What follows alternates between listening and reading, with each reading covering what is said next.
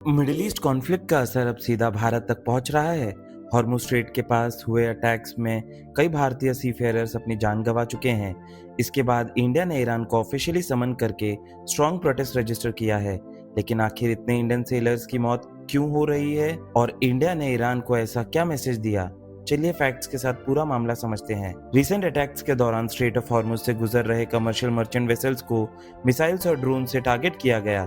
इन attacks में Indian crew members भी मौजूद थे। सबसे रिसेंट कंफर्म्ड इंसिडेंट में एक इंडियन सीफेयर की मौत हुई और कई अन्य भारतीय घायल हुए। ये अटैक्स दुनिया के सबसे इंपॉर्टेंट शिपिंग कॉरिडोर में हुए, जहां ग्लोबल ऑयल सप्लाई का एक बड़ा हिस्सा गुजरता है। ऑफिशियल और मीडिया रिपोर्ट्स के मुताबिक वेस्ट एशिया मैरीटाइम क्राइसिस के शुरू होने के बाद कम से कम 9 इंडियन सीफेयर्स मौत कंफर्म हो चुकी है, जबकि एक और सीफेयर को मिसिंग माना जा रहा है। कई दूसरे इंडियन क्रू मेंबर्स भी अलग अलग अटैक्स में इंजर्ड हुए हैं। ये इंसिडेंट्स दिखाते हैं कि कमर्शियल शिपिंग भी अब कॉन्फ्लिक्ट का डायरेक्ट टारगेट बन रही है। इंडियन गवर्नमेंट ने ईरान के डिप्टी चीफ ऑफ मिशन को न्यू दिल्ली में समन किया। भारत ने अटैक्स पर स्ट्रॉन्ग प्रोटेस्ट रजिस्टर किया और कहा कि कमर्शियल शिप्स और सिविलियन सीफेयर्स को टारगेट करना अनएक्सेप्टेबल है। इंडिया ने immediate D escalation, safe navigation और इंटरनेशनल शिपिंग लेन्स की सिक्योरिटी की डिमांड भी की। साथ ही इंजर्ड इंडियन क्रू के लिए मेडिकल असिस्टेंस और अफेक्टेड फैमिलीज के लिए सपोर्ट मेजर्स भी अनाउंस किए गए। इंडिया दुनिया के सबसे बड़े सीफेयर सप्लायर्स में से एक है।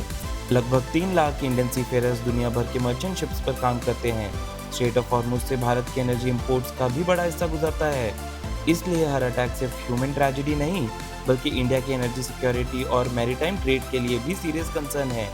इंडिया ने शिपिंग कंपनीज को हाई रिस्क एरियाज में इंडियन सीफेयर्स को डिप्लॉय करने से बचने की एडवाइजरी भी दी है।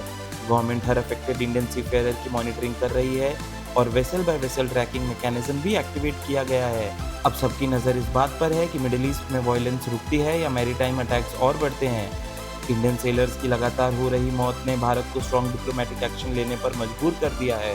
अब सबसे बड़ी प्रायोरिटी है हर भारतीय सीफेयर की सुरक्षा और इंटरनेशनल शिपिंग रूट्स को सिक्योर बनाना। आपको क्या लगता है, क्या इंटरनेशनल कम्युनिटी को कमर्शियल शिप्स की सिक्योरिटी के लिए और स्ट्रॉन्ग एक्शन लेना चाहिए? कमेंट करके अपनी राय ज़रूर बताएं और ऐसे ही फैक्ट बेस्ड जियोपॉलिटिक्स, डिफेंस और करंट अफेयर्स एनालिसिस के लिए जंत्र लाइव को सब्सक्राइब करना मत भूलिए।